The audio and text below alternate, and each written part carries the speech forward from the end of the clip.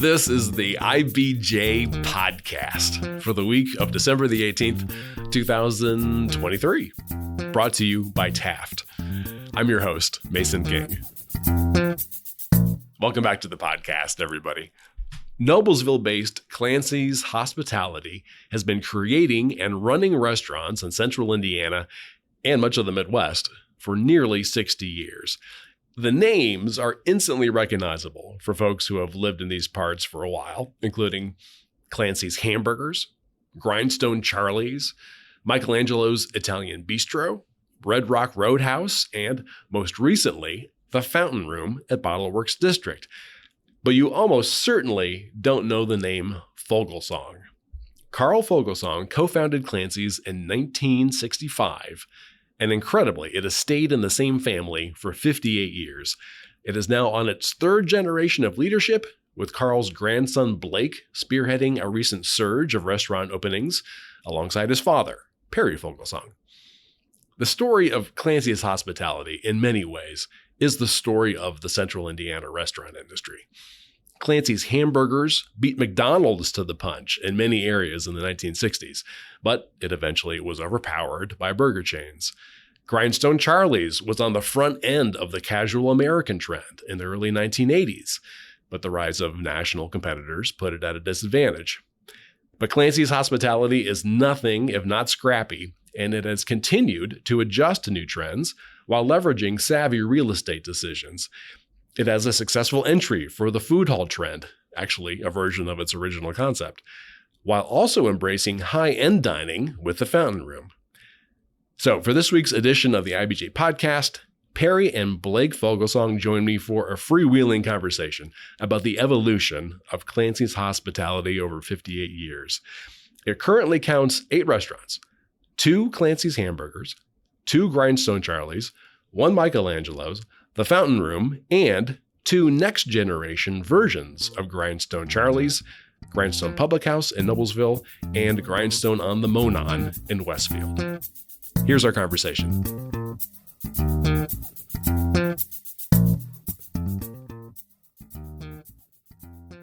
It's my pleasure to welcome to the podcast Blake Fogelsong, Director of Operations for Clancy Hospitality. Blake, thanks for making time today. Thanks, Mason. Appreciate having me on. And we're joined by Perry Fogelsong, President and CEO of Clancy's Hospitality.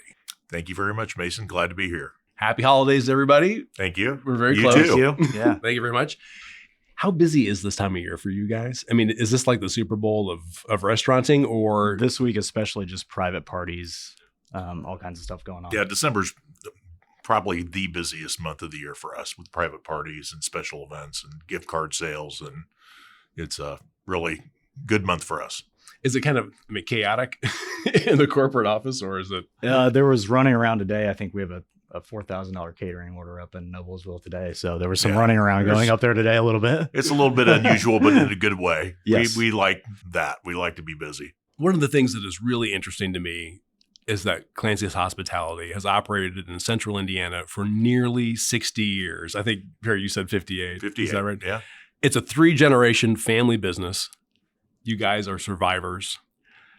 How do the Fogelsongs see their role in the history of the restaurant industry in central Indiana? Well, I mean, my father started the company in 1965. He had a partner out of Frankfurt that came with him, and they opened Clancy's in Noblesville. As far as I know, it's the first double drive-through fast food restaurant in the Midwest. McDonald's didn't do their first drive-through restaurant until 1975. And Dad swore that McDonald's executives came and sat in their cars and watched how quickly he could get cars through the drive-through lane, and that they actually designed their drive-through based on what he had put together. So, Dad had a strong belief in community. He was on the board of directors for the Boys and Girls Club in Noblesville for 35 years. Always believed in giving back and being part of the community. That's a big part of our legacy, I think. And we've tried to continue that. Overall, it's been a great ride for our family. We love the communities that we were in. We have a history of longevity with our employees. I have employees that have been with me 30 to 40 years. A lot of people have literally worked till the point where they had to move on because they were ill and passed away. So we've evolved a lot over the years, obviously. Mm-hmm. And again, the second Clancy's that we ever opened, 1966. Yeah, that's still open to this day. A little bit 40 miles north of the Dayton area. But the original manager there, I think, has been there 30 years. Gary Strausser. He's not the original, but he's been there 30 years. Yeah. Wow. That's amazing. But yeah. And then what's interesting about Clancy's is that, like, if we went outside and we rounded up 100 people and asked them, have you been to a Clancy's hospitality restaurant? Most of them would not know what we're asking. As opposed to like a Psalms restaurant where they put the name Psalms on half of the stuff that they do, or Patashu, which is very brand conscious. Is that okay with you guys? Or have you started to think a little bit more in terms of like, how do we establish the Clancy's brand? Yeah, I think we kind of started doing that a couple of years ago from a marketing perspective in terms of we saw what kind of companies like Cunningham Restaurant Group were doing with all their different brands, and Hughes Culinary was doing with all their different brands. And we kind of wanted to we felt like as we were opening new locations with different concepts, let's brand ourselves as a local restaurant group. And I think we've done a better and better job of that. We just opened a new store downtown Indianapolis, the Fountain Room, and it's doing really well. But we have a fast casual spot in the same district. So you can kind of come in, get your $10 topper, or you can come in and get your $90 Wagyu steak. Both are very important. So take me back to 1965. Clancy's Hospitality, founded in Noblesville by Carl Fogelsong. Perry, your dad. Yep. Tell me about Carl. What kind of guy was he? My dad was the kind of guy that would not pull any punches. He'd tell you just the way he felt. Very honest, super hardworking, good dad, good father, good family man. He actually was working. He was in the Navy, was in the Seabees, got out of the service, and went to work for Delco in Kokomo, working the night shift, and eventually got the opportunity to buy a small restaurant in Michigan town called The Hut. And he would work nights at his factory job, and then he'd go in the morning and open the Hut up and work through lunch. And I think they were just open for breakfast and lunch. He'd go home, sleep a couple hours, and be back at work at midnight or 11 o'clock at night. While he was doing The Hut, a gentleman by the name of Clarence Catherines came in and saw a 28-year-old guy working his rear end off and said, hey, Clarence owned 2 restaurants in Frankfort called Campus Castle. And he said, hey, I think a location in Noblesville, Indiana would be great. Would you like to be a partner with me? And Dad said, absolutely. He sold The Hut. And for the first store, I think he was just a third partner. Oh, okay. He didn't own for the first Clancy's for the Hamburgers. very first Clancy's Hamburgers. He owned 60-some%. Clarence and Dad owned 33%. He obviously eventually bought Clarence out. But then for the second store, he brought his brother in, my Uncle Gale, and they opened Clancy's in Sydney, Ohio. Both stores were very successful. And I remember as a kid, just that was we'd go to Clancy's, get hamburgers and French fries, and my dad was friends with the Noblesville Daily Ledger editor who had a pool in his backyard. We'd get shakes and fries and hamburgers and go to John Neal's pool and go swimming. And that was a fun day when you're 5 or 6 years old, What's the story? People ask me this all the time. Why'd they go from Noblesville to Sydney, Ohio for second store? Just because of the geographical Dad and Gail would go out and spend a lot of time driving markets. They always wanted to be, they wanted towns. I don't know if they even realized what they were looking for, but they wanted towns of a demographic that was smaller. They didn't want to be in major metropolitan areas. They wanted to be in small towns, which was smart because McDonald's wasn't there yet. So they would go out, and Sydney was a county seat. They always wanted to be in a county seat. I don't know how they ended up in Sydney, but they ended up there, and they bought a couple of old houses and tore them down, and they built a second store there. And from that, we actually I know that at one point had 30 stores, and that was when I was probably maybe a junior in high school, sophomore in high school. And then McDonald's started coming to the markets mid-'70s, and when a McDonald's would open up in a town of 15 or 17,000 people, we would very quickly lose, 40 to 50% of our sales. So that business model kind of shifted away from them at that point. So would Clancy's, would you sell to McDonald's or would you just close? Well, we didn't close stores for a long time. We held on to a lot of stores probably longer than we should have, but we would try to lease them first so that we'd hold on to the property. Eventually, some of them did sell the real estate so we could fund projects when Grindstone Charley started in the 80s. Gotcha. A lot of that real estate was sold to finance future growth. Mm-hmm. Yeah. So in 1981, you joined the Clancy's corporate team right out of IU, I think. Is that right? I graduated from IU in 81 with a degree in marketing.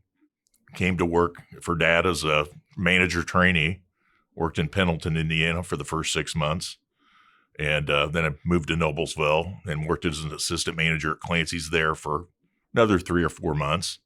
But Dad had partnered up with a group called Eggleston Enterprises. And for anybody old school in central Indiana, Eggleston owned the state of Indiana, capital INN, stable influence north and south, the interurban in Anderson, and they wanted to store in Noblesville. So Dad built the Inheritance, INN, capital INN Inheritance, in Noblesville. That was in the late 70s. Unfortunately, he built that for them, and 2 or 3 years later, they went bankrupt. So he was stuck with the real estate, and he was trying to sell it, trying to lease it. And I got out of college, went to work for Clancy's, and this beautiful restaurant was sitting there empty, not being utilized. And I said to Dad and my uncle, I said, I think this is a great opportunity to do a casual theme restaurant. And nobody even knew what casual theme restaurants were. That's back right. then. That was like the only one. Like TGI Fridays was TGI like Fridays still was new. the only game in town. Yeah. Did you guys fly to Atlanta and see the we flew third to Atlanta Applebee's at one point. Yeah, ever built? Because that was Applebee's had 5 stores. We flew to Atlanta. That was their original market. Actually, they were owned by W.R. Grace at that point, and toured the stores. And I said to my dad and uncle, I said, well, at this point, I have 4 restaurants myself. Why should I become an Applebee's franchisee? Very arrogant. Why should I become an Applebee's franchisee and pay them a franchise fee? It doesn't make sense to me. In hindsight, it probably would have made sense. But at that point, I thought, no, we're doing great. I don't need to do that. But it was an interesting trip and actually taught me a lot about things we eventually did to streamline our operation and make us better operators at that point. So you have the big restaurant space, and so you need to create a casual theme restaurant. We created a casual theme restaurant, and the thought behind Grindstone Charley's at that point is if you looked at the demographics of the Noblesville area, it was a blend of Firestone was the largest employer. It was a blend of factory workers, nicely compensated factory workers, but the harbors had just come into the market as well, North Harbor, South Harbor. So a lot of executives from the Indy area were moving to the suburbs and moving to Noblesville. So I wanted to put something together that if you wanted a nice steak dinner, if you wanted fresh seafood, you wanted prime rib, or if you just wanted to come in and have a burger, a salad, breaded pork tenderloin's always been one of our big things, that would appeal to both demographics. And we opened the first Grindstone Charley's, did pretty well. Wasn't like slam dunk home run. Second Grindstone Charley's was a Clancy's. You ask about some of the properties. It was a Clancy's in Greenwood that wasn't doing well. So we remodeled it, converted it to second Grindstone Charley's. And then the third Grindstone Charley's is still there. It's on Rockville Road. And that was built as a Clancy's in 1970.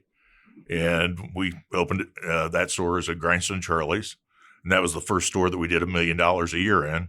And I thought, man, I've died and gone to heaven. I just did $1 million in a restaurant. I need to retire. Yeah, That's right. I knew it wasn't that. I'm a genius. Yeah, but then from that point on, we started acquiring properties just for the Grindstone Charley's growth. And we built that to the point where we had 13 restaurants at one point. Is that right? Where was it all in Indiana, or did you have other states? Oh, we were in Indiana, Ohio. We were, again, because the Ohio took place because we had properties over there that we repurposed into the Grindstone Charley's concept. And actually, some of those, we were a Rax franchisee for a bit. I don't know if you're familiar with sure. Rax roast beef. Yeah, right. We had 8 Rax restaurants. So those obviously all went away when Rax corporate went away. But we had all those properties still. So we, repurposed some of them into Grindstone Charley's. We actually had a concept called Red Rock Steakhouse that we did over in Dayton, Ohio. I mean, and it was pretty successful. I'm not going to say it was like the money was rolling in, but it was paying the bills and paying salaries, and again, that the Charlie's concept grew until same thing kind of happened to us. Applebee's and Charlie's and Texas Roadhouse and all started coming into our markets. The best example of that was in Anderson. It was a very successful restaurant for us. And then they announced the horse track and the casino coming, and every restaurant around built a restaurant. We had 6 restaurants open up in our space, in our casual theme space, within about 6-month period. Wow. So we had 1,200 additional restaurant seats. So our sales took a hit. In that store, we are coming to the end of a 15-year lease, and we just didn't re-sign. We just decided to move on. So, gotcha. What was the origin of the name? Origin of the name started Grindstone City, Michigan, or you want to tell that story? I think the real origin of the name is my dad and one of his fishing buddies were sitting around having cocktails one night, and they came up with it. I can't give it a better explanation. There's no deep-seated cool thing about it. It's just there is a Grindstone City, Michigan, though. We have some. There is. The original. We have some artwork on at some of the stores. And the original inheritance for the hostess stand had a 2,000-pound grinding, stone wheel. Oh, okay, right. So I think they kind of said, okay, there's a grindstone there, and somebody said, well, Charlie's kind of goes with that. There was no big, but it just became Grindstone Charley's. Matter of fact, if I could go back in time, I probably would change the name because everybody always confuses it with Charley's. No, not only that, but so you operate Grindstone Charley's? No, it's not Rhinestone. It's Grindstone. Now, this might be apocryphal, but I heard that like your dad's best friend's name was Charlie. Charlie Howard, yeah. Okay. He had an insurance agency, and actually the Charlie probably came from Charlie Howard because that was his fishing buddy. Okay, gotcha. Yeah. That makes sense. Well, he must have felt very good about that. Yeah, Charlie, I'm sure, probably did. He was a good man. Mm-hmm. Now, in 1990, you debut a new concept, I guess the third major concept, Michelangelo's Italian Bistro. Correct. Also in Noblesville. So what was the concept there? Well, that was at Clancy's again. We're repurposing a building. Through a mutual acquaintance, I met a gentleman by the name of Steve Steele, and he was one of the managers that opened the original Olive Garden down in Orlando, Florida. So he brought with him all the original recipes that Olive Garden had back in the day for their dressing. And back then, everything was made from scratch. And Steve said, well, let's put together this Italian bistro. And we did. And it was moderately successful for a long time and did a nice business. And actually, Blake worked to remodel that store in 2015. 2015.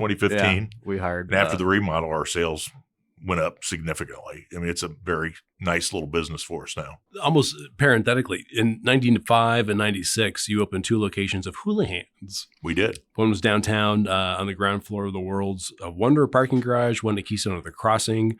I'm guessing those are franchised locations. Yeah. I went to the Hula Hands at Glendale, seemingly that was a corporate 1,000 store. times Yeah. when I was a kid with my dad.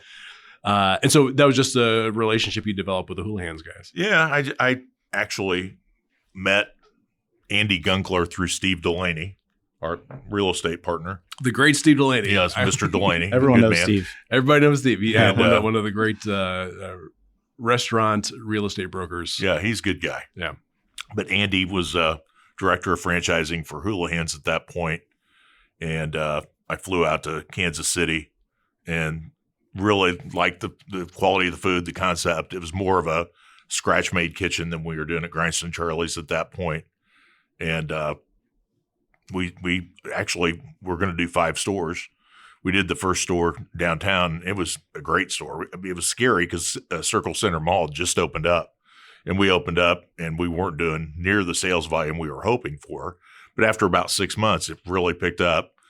A convention-driven business. When there was a convention in town, we'd do huge numbers. I think I can't remember the year, the NCAA, when they had the final game. 2000. Yeah. 2000. Yeah. The Florida Gators won it, and we sponsored the team. Yeah, we did like $33,000 in a day, and And Went through 100 bottles of Jaeger. Yeah, like 20 bottles of Jaeger. We were serving everything in plastic cups because people were we were actually the sponsor of Florida, the Florida team. Yeah. And they won the tournament that year. How were you the sponsor of the team? They assigned, of the 4 teams, they Like a assigned restaurant partner. Oh, restaurant right. partners. That's right. Yeah, And like we this ended is up- your like official restaurant. This is your official We were the restaurant. official- All the fans so like can all come the Florida to the party. fans were and- coming to us, and after the game, obviously, it was just a madhouse. Yeah. But yeah, it was a fun business. The Keystone location, it was a beautiful restaurant. Seated 250. I mean, we seated a lot of people. Didn't have mall access, which actually probably was the death of that restaurant because you had to park your car and go in. You couldn't access the mall. If we would have had mall access, we might still be there. But it ended up not doing well for us, and we closed it after 10 years, probably. 10 years, yeah. Yeah. And you mentioned the Red Rock Roadhouse concept. Now you opened one in Fishers. We did have the one in Fisher. Yeah, 2003, I think. Yeah. And what was that concept? It was supposed to be, when I was a kid, I took a trip with my parents, Chevy Chase vacation in the station wagon with me and my sisters. And we drove out to California. And I remember stopping at all these little, off Route 66 or whatever it was, all these little towns. And I tried tacos for the first time. And, we stopped to a place that had a steak that was so big, if you ate the whole thing, they gave it to you for free or whatever. And I remember thinking, well, that'd be kind of a cool concept if you kind of based it on, your trip. So we had a blend of steaks and Mexican food, and it was a cool concept. I don't know if we did a really good job of marketing it, or we never quite got the idea across. But I thought it was a cool restaurant. Blake went there when he was a kid. That was like one of the restaurants that like made me fall in love with the restaurant. I remember the opening very vividly. There was a huge silo on the side of the building. The artwork was really cool. But we had a fountain in the back, like this big old fountain in the back room. It was a pretty neat place. It was super neat. And that was an old Grindstone Charley's that we retrofitted. It was there. a Grindstone Charley. But that was only open, 3 or 4 years probably? It was a short period. I knew that restaurant was off to a rocky start when the GM I had slated to open it gave me notice like 3 weeks before we opened. Whoa. His dad had decided to buy a restaurant, and he was going to manage a restaurant for his father. So I couldn't fault him for that, but it left us really behind the 8 ball right out of the gate. And we opened up very big numbers. And I thought, well, we got a good concept here. It's going to be a home run. And I don't think we had good management. And eventually those numbers just dwindled to the point. I think the other thing is people. I'm sorry, I think other people kind of thought it might be like a Texas Roadhouse style theme I think there was concept, some and brand we didn't have a confusion. steak. We didn't have a steak on the menu that was under $20 or $10. 16 at the time. 16, yeah. Yeah, I think, but Texas Roadhouse at that point was selling sirloins for, when you say Red Rock Roadhouse, Oh, yeah. they were thinking it was going to be Texas Roadhouse. Yeah, That's- I'm going there to get some meat. Yeah, they wanted a cheap And it was steak, more like and they it was more wanted like Tex-Mex a little bit. it was more Texy-Mexy, and I think you're right. Our cheapest steak was like $16 or $17, which today doesn't sound like much. But back then, that's too much money. But for we a did steak. have peanuts on that you could. We had peanuts on the table. were that you trying- could- so it's similar in that Believe way. you but me, it was we were like- trying everything. Karaoke, peanuts on the floor. We were pulling out all the stops, but eventually it just became evident that was a great piece of real estate, and it made sense to cut bait, move on, use the money for downsizing some debt or another location somewhere else. For sure. So here in the early 2000s, basically you and your dad. My dad passed away in 2006. Right. He was pretty much retired, but he never really retired. He was in the office every day. And he was inducted in the Indiana Restaurant Hall of Fame in 2003 as well. Yep, that was which a proud awesome moment in his life. Yep. Yeah, that's amazing. So does that leave you in charge of the whole thing? Yeah, at that point. I had been in charge of the full service division for a long time, and my dad and uncle kept running the fast food side, but the fast food side kept dwindling, and we kept eventually the full service side was the majority of our business. Gotcha. And Full service meat, like, sit down casual, restaurants. yeah, casual theme, sit down. Right. Okay. Let's take a quick break to hear from our sponsor. This is the IBJ podcast. Taft, today's modern law firm. With more than 800 attorneys in 8 primary Midwest markets and the District of Columbia, we provide solutions to the business issues facing middle market and emerging companies alike. We do this through a highly collaborative and inclusive team approach. Taft, the modern law firm. To learn more, visit taftlaw.com. All right, we're back with this week's edition of the IBJ podcast and our conversation with Perry and Blake Fogelsong of Clancy's Hospitality. So I think at the time, I think you had about a dozen restaurants, about 2006-ish. Yeah, probably around there. Okay. Yep. And then over the next decade or so, most of them closed. A lot of them did. Yeah. And when was that? Was that because of the recession? Was that? Well, 2008 was obviously a rough year for us. It was a rough year for the economy in general. In 2012, I bought my Uncle Gale out. And, you can't buy a majority. He wasn't a majority shareholder, but he owned a lot of shares.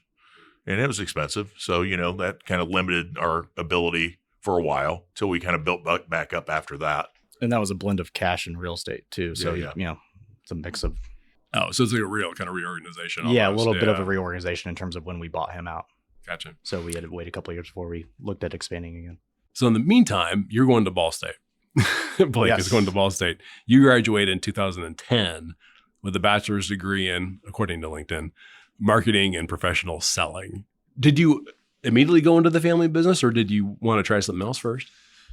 Well, originally I sold copiers for 3 months out of college and that did not last long. I called him. I was like, I'm ready to come in the family business. Wow. But I think like growing up, obviously I just loved the business right from the get go. He talked about a couple concepts.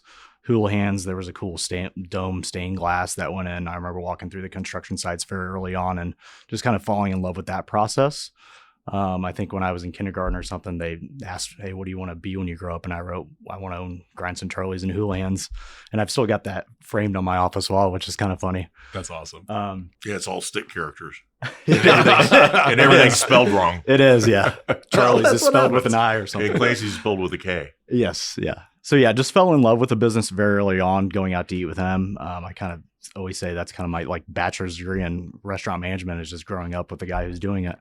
You see what goes on and see how challenging the business can be at times, but also it's very rewarding when things go well, I feel like. Yeah, this is the spiel I always, when I talk to restaurateurs, I always ask, what are you thinking? I mean, we know that like 4 out of 5 restaurants close within 5 years. It's a chaotic business. There's so many elements of it that you can't control. It really takes a special kind of person to fall in love with that kind of business and want to succeed. And I think it's one of those things where you have to love it to do it. Yeah. Yeah. And like I said, originally with the Ball State, I for like a TCOM major, I was thinking, I saw what was going on with the company and I was like, hey, maybe I should try this TCOM thing. I thought I wanted to be an actor. Telecommunications. Yeah, telecommunications at Ball State, David Letterman school there. But then changed my major after the first year to marketing. Scott Wise was Scotty's Brewhouse was a fraternity brother of mine. He's 15 years older. So back when I was in college, Scotty's was like the growing hot concept. And I saw what he was doing with marketing and restaurants and really thought at the time it was really innovative and fun.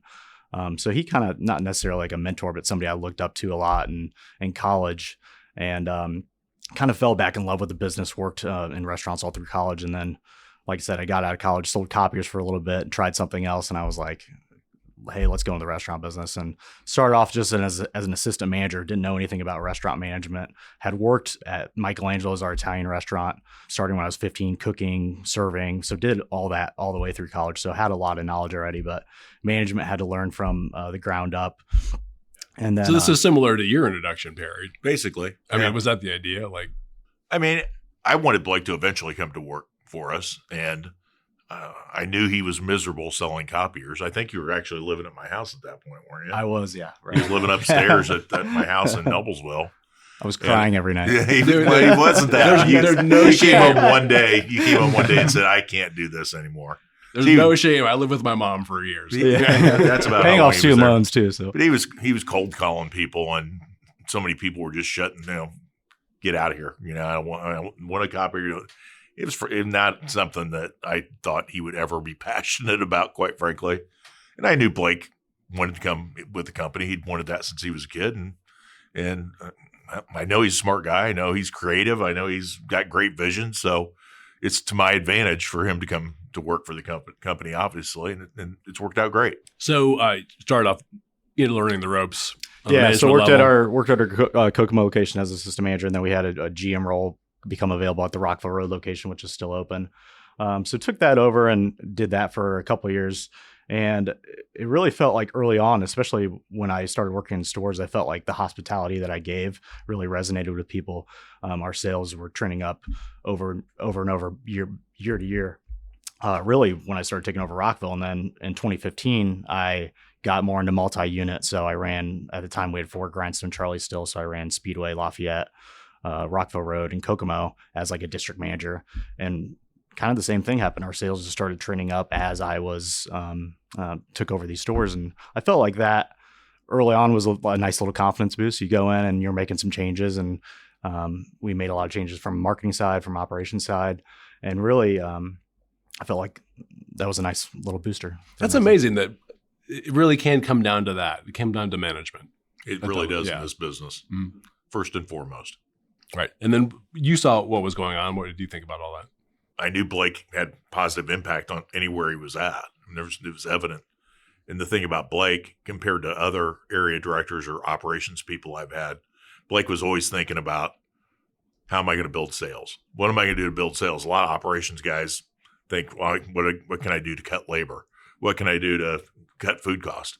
And Blake knows those are important as well, but Blake was always focused on, hospitality and marketing and how are we going to get more bodies in the door. He was great at that. So, I knew Blake would be a great person long-term to have in the company. Now we get to about 2018. A lot happens all of a sudden. Yeah. Well, really, it was 2017 because we were actually just driving around Westfield at the time, me and him. And I think you had located a parcel of land for sale out in Westfield. Which actually, my wife and I, on Sundays, a lot of times, we'll just go out and do what we call a left, right, left. We have no destination in particular in mind. We'll go out and say, take a left here, take a right there, just see where we go. So we had ended up out in the Grand Park area on a Saturday afternoon or Sunday afternoon. And I think they had a tournament going on out there with like 40,000 people. It was some crazy, busy, kids everywhere. And I said to my wife, Jill, and then later to Blake, I said, we got to find a place in Westfield. There's got to be something. So there was a parcel available next to the Hampton Inn. And Blake and I met with Chris Wilkes with Holiday Properties on that and bought that off them. Yep. He said, here's my price.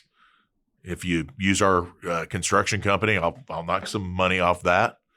And he said, I want to sell to you because you're a nice compliment to our hotel business. He said, if I was selling this to a car dealer or a tire dealership or something like that, he said it'd probably ask twice the amount of money for it. Yeah. So we had a good deal on the property, and that actually, so we'd bought that, but that actually took 2 years to open once we had bought that property. Going back to 2018, we were already planning on doing the Grindstone, the Monon up there, and a space called the Ville, which was the previous restaurant at 101 North 10th, closed. And I remember walking through the site with him. I was like, hey, we're going to do our Westfield property. Can we do 2 at one time? And I actually didn't want to at the time. I'll give you credit on that. You're like, no, we're going to do both. I knew the Noblesville property had a lot of potential, and I love historic buildings. I love the character, and to me, that's just I love the old architecture, and that had a lot of character and had the old tin ceilings. And all right, let me orient people real quick. So this is what is now the Grindstone Public House, and it's in the Castor Building, the historic Castor Building, in downtown Noblesville, and that actually opened in 2018. Yes, so that opened quicker. That was a quick little remodel project. It was existing restaurant, kitchen was in place. So we hired a great designer to do that, Lori Everett of Foneman Design, and she really modernized the building. But it's like he said, it's got original 100-year-old oak floors, tin ceilings. It's definitely a special location for us because it was kind of the comeback store. We hadn't done anything for a long time, so we wanted to do a concept that was kind of a play on Grindstone Charley's concept, but more upscale, a little bit more chef driven. So we hired a original chef, and we have some of the great staples on the Grindstone Charley's menu. We have fried green tomatoes, we have tenderloin, we have ribs, but it's definitely more of that upscale feel, upscale old fashioned stuff like that. So the team there has just done a great job, and sales there have grown every year since we've been open there. So it opened a 110 seat restaurant. There was a little clothing shop that was next door that closed during COVID, and we actually took that property over during COVID and added on about 80 seats, a second level for private event space, and retrofitted restrooms and everything like that. So now it's a 220 seat restaurant that has just become kind of a monster for downtown Noblesville, we think. Yeah. And then the Grindstone on the Monon opens on Westfield. And similar, I mean, you've kept the Grindstone name, but again, a little bit more of an upscale concept. Yep. Yeah, more upscale, more chef-driven. Actually, the menus at Public House and Monon are similar, but not identical. There's a little spin to each one of them. Yeah, so we have different chefs at each location. So we kind of, the menu's probably 60 to 65% the same. Then we let the chefs kind of have that other 30% so they can have some creativity. But yeah, the original building was actually designed. We were going to do a ground up Grindstone Charley's there, and then it was going to look and feel so much different. We're like, we can't do a Grindstone Charley's. And we're literally 5 feet away from the Monon Trail, so we definitely used that name to our advantage. Kind of when we bought the property, and the Monon Trail was literally right off the beaten path. Yeah, and the way you referred to it, I think you said it's kind of like a comeback. Yeah. What made that possible? How? Well, this guy right here, probably. This guy signs all the checks. But no, I think we just had the right team in place. I talked about sales growth and everything like that. I think we finally got to the point where I was like, we've got to do something new, and we started presenting some opportunities. And I think we just had the right team in place to grow. And that's what it takes. It's not about me and him. It's about team members that want to grow and evolve too, and do new things. Yeah. But, opening a new restaurant, I mean, that's got to be at least $1 million. Oh, it's more than that. Yeah. That's what I mean. Yeah. It's been a while since I covered restaurants. Yeah. Yes. But did you need to get loans? Is that essentially for those projects? And I would say it started really with the remodel of Michelangelo's is where kind of our evolution. Because that was the first time we worked with Fanneman, and they did a very nice job on the remodel. But it turned out being a lot more money than I had originally planned on. And it's like the bills kept stacking up, and I was going, Blake, where's that money going to come from? We basically self-funded that just through operations. Okay. Same thing with Public House, at least for the first. The first side was self-funded. I was self-funded for the first iteration. But for Monon, obviously, it was a ground-up building with all the site work and everything. It was substantially more expensive. And we found actually at that point, it was Farmers Bank, who I was familiar with those guys, and they knew our family. They'd been in town, and they'd known my dad, and they funded that project. And then eventually, by the time we got to Fountain Room, we had moved to State Bank, and they're great partners for us as well right now. Mm-hmm. Yeah, and so for Monon, we bought the land and then used the land as collateral to build the building. Oh, okay. Right. Gotcha. So we had a mortgage actually, on that property. the family, me and my sisters bought that ground, and we have a lease. We lease it back to Clancy's. But yep, sure. 2021, a new Clancy's opens. A first one, I'm guessing, in decades.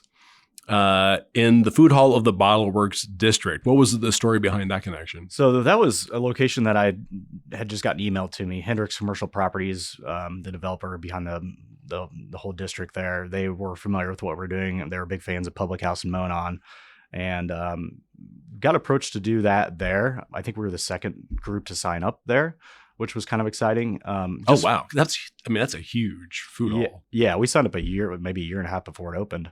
We get approached all the time, bring Clancy's back. And I think for us, like, certain people just have such a great memory of it. We were like, we're going to open it up and everyone's going to hate it. I would like to, and again, this is a different topic, but we've talked about, I would like to do another Clancy's in Noblesville. Oh, yeah. 100%. And I think, it would do extremely well. Yeah. But I just can't find the right spot yet. Yeah. So I've been looking. So kind of the idea when we were bringing it back was kind of the original Shake Shack, which is out in New York City. Went out and visited the original Shake Shack, which is like about the same size as what we were working with at Bottleworks. It's like a 700 square foot kiosk out in Madison Square Park. and saw what they were doing with their menu. Was a huge fan of Danny Meyer and everything that he's done, and they've done a great job growing that brand. So this was back before Shake Shack was in Indianapolis. Yeah. So we kind of use that as kind of a concept of what we're kind of coming up with, that and like a steak and shake kind of thing. But really felt there was a lack of kind of that local fast casual burger in the mix, and it's been hugely successful. I think we're second in sales overall in the food hall right now, next to Jay's Lobster. So but our average check's a lot less than theirs. So if you look at customer count, it's probably customer count. I think we're number one on that. Okay. So. And then also at the Bottleworks District, you get to the Fountain Room, which is pretty significant departure. And how did you develop that idea? And first tell folks what the Fountain Room is. So the Fountain Room is a supper club inspired concept, steakhouse, seafood. It is located down on Mass Ave, adjacent to the Bottleworks Hotel. The kind of concept began back when we started talking with Hendrix a little bit. Him and I actually did a trip up to Wisconsin, spent 2 days traveling in Beloit, Milwaukee, Madison, just hitting kind of small town, old style supper clubs, and kind of getting that feel of what we wanted the concept to be. Originally, we had thought about maybe doing a Grindstone Public House down there, and then we thought, hey, this is Mass Ave. Let's do a little bit something more unique and chef-driven. Yeah, and for folks who don't know, this is what used to be a Coca-Cola bottling plant, but was designed during the Art Deco period, and it is a spectacularly designed building that they have mostly preserved. Yeah, so we wanted to tie the kind of concept around the hotel, and we came up with a name. There's a room inside of the hotel called the Lab Room, which is where they made the Coca-Cola products back in the 1930s. And we didn't really like the name the Lab Room, so our graphic design firm threw out the name the Fountain Room, and we're like, this really fits in well, ties in with the district really well. And then hired Lori and her team of Foneman Design, and they just kind of knocked that design out of the park. It's definitely it was our maybe most expensive build out that we've ever done. No question. No question about that. It was super pricey, but you kind of get what you pay for. And we definitely wanted to come downtown. It was our first restaurant downtown since Houlihan. So we wanted to come downtown with a bang and do something that's going to be long lasting and hopefully a generational type restaurant. That's what we think the Fountain Room is. And won Best New Restaurant in Indianapolis Monthly last year, top 25 list this year. Finally getting to the point where we feel like the management team there is really gelling. We have a new chef, Ricky Martinez, who's really kind of revamped the menu a little bit right now. And we think he's one of the top 5 chefs in Indianapolis, done a really good job. Management team there overall has been great. We hired the original GM that we have now is Nicola Gabrielle. She was at Hyde Park Steakhouse. So she brought that level of kind of fine dining service that, him or I don't have. You have to kind of go out and find these people if you don't know how to do these things. Yeah, were you comfortable with this idea going in? It is a different kind of concept than what you're used to. I think it was in our wheelhouse from an American standpoint. I think if we would have, hey, let's go down and do a sushi restaurant, that would have been a little bit more risky. But when we found out Cunningham Restaurant Group was doing Modita inside the hotel, we're like, hey, let's go in and do our upper scale kind of steakhouse, supper club American. And it just worked out really well from that point of view. And the restaurant is just beautiful. And how has it been doing? Overall, great. It's got a good bottom line. Sales are great. We just got off the phone with our private events manager before this, and we've got 2 full buyouts for the NBA All-Star Week coming up, and we had another team call. So we're getting all kinds of stuff like that, which is fun. Philadelphia Eagles last year. Yeah, we did a full buyout for the Philadelphia Eagles. But so yeah, overall, it's been really great, and it's open dinner only throughout the week, and then we serve weekend brunch as well. Mm-hmm. And have you kind of taken a pause since then, or are there some other things that are in the works right now that you can talk about? Nothing we can actually tell you about. But yes, there are some other things in the works. Yeah, so we are looking actively right now for a concept that we've kind of internally been working on, a Southern style concept, but we don't have a location picked out for that. That would be great. What had you guys learned with the 4 newest locations? What data are you carrying forward as you kind of plot the future? I think for us, creating and building concepts that are equal part design, food, and hospitality focused. I think design is something that not a lot of people think about when they go into a restaurant, but like you mentioned, the Fountain Room, and I think it's kind of one of those things that keeps people coming back in such a competitive market. So focusing on more chef-driven concepts, but like he said, I think we also have some room to grow the Clancy's brand and bring that back. So yeah. Anything to add? It's really, really an incredible evolution. When you think about, how you started. Well, I think bottom line is we're survivors. We do what it takes to I'm not ready to retire, and I still need my paycheck. So we got to keep working at it. You know, I remember the fountain in particular, and we signed that lease, I believe, in the middle of COVID. And I got to give Blake credit because he was a firm believer, and I was, quite frankly, ready to say, I'm not doing this. I'm not moving forward. I remember when the riots. It was a scary time. I mean, you know, everything shut down. I remember when the riots happened downtown. We almost backed out of the food. The food hall was not open yet, and he called me up. He's like, "Hey, there's riots going down downtown. I don't know if we should do this project." And I was pretty gung ho. I was like, "No, this is gonna be the hottest area downtown." He believed in it, and he sold it, and you know, it worked out well. But I was a little bit nervous about it for sure. So, I mean, he's in the room with us, but can you tell me how you feel about the effect that Blake has had on the company? There's no question Blake's had a positive effect on the company, and he's been instrumental in the growth. And I've never met anyone that can look at a set of prints and visualize better than Blake. He has a remarkable vision and knows what he wants, you know, and he's a great partner to work with. I was blessed to work with my dad for 30 plus years. And it's like I always tell Blake, you know, Dad and I had our disagreements. There were, you know, times where we were in the same room about ready to kill each other. But at the end of the day, we could always go have a drink somewhere and leave it at work and resume the next day if necessary. But we worked it out. And Blake and I are the same way. We have disagreements, but we work it out, and we get along. We have a good time together. So.